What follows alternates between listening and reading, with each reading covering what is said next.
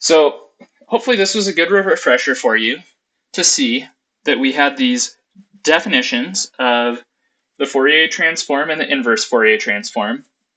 And we can go back and forth using the two to find the time domain signal. We can find its frequency spectra.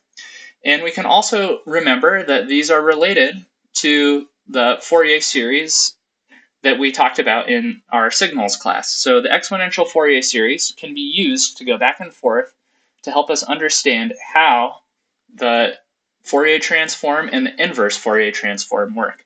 So again, these are the definitions of the Fourier transform and the inverse Fourier transform.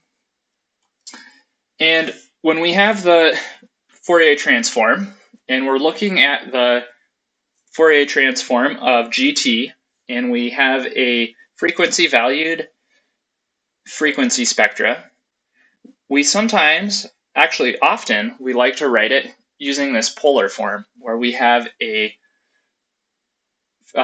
frequency spectra GF given as the magnitude of the frequency spectra being multiplied by e to raised to the j angle theta g of f.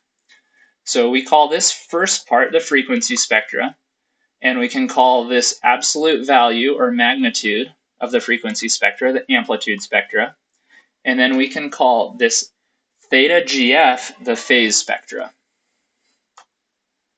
So now let's look at an example of this.